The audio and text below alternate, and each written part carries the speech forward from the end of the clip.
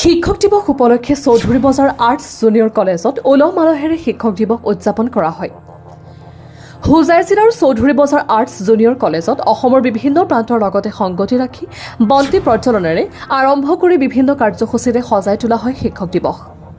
কলেজৰ অধ্যক্ষ বাছিত আহমেদে প্ৰচেষ্টাত তথা শিক্ষক শিক্ষয়িত্ৰীসকলৰ সহযোগতে এই অনুষ্ঠান অনুষ্ঠিত কৰা হয়।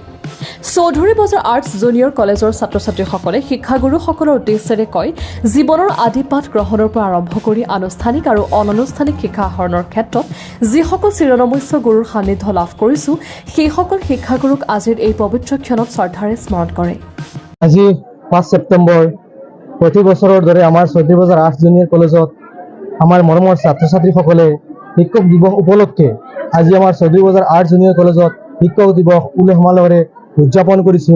মই আজিৰ এই পবিত্ৰ শিক্ষক দিৱসৰ দিনাখন মই মোৰ মৰমৰ ছাত্ৰ ছাত্ৰীসকলক আন্তৰিক শুভেচ্ছা অভিনন্দন জ্ঞাপন কৰিছোঁ, কিয়নো আজি যি পবিত্ৰ দিনত আমাৰ মৰমৰ ছাত্ৰ ছাত্ৰীসকলে যি সুন্দৰ এটা নিদৰ্শন উপস্থাপন কৰিলে, তাৰ কাৰণে আমি সকলো শিক্ষক সমাজ তথা আমাৰ এইখন কলেজৰ শিক্ষক শিক্ষয়িত্ৰীসকল উৎফুল্লিত, কিয়নো আমাৰ ছাত্ৰ ছাত্ৰীসকলক যি আৱেগ ভৰা মৰম স্নেহ পাই আমি উৎফুল্লিত হৈ পৰিছোঁ।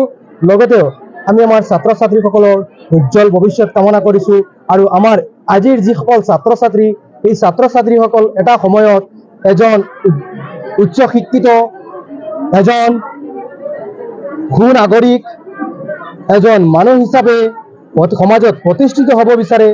তাৰ কাৰণে মই আজিৰ এই শিক্ষক দিৱসৰ দিনাখন ছাত্ৰ ছাত্ৰীসকলক লৈ কামনা কৰিছোঁ।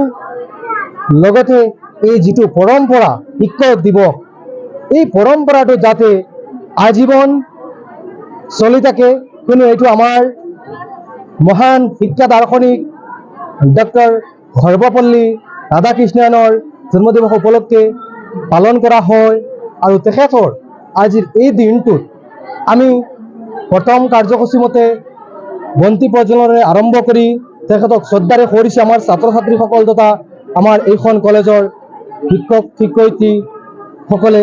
গতিকে সৰ্বপল্লী ৰাধাকৃষ্ণণৰ আত্মাৰ চিৰশান্তি কামনা কৰিছোঁ।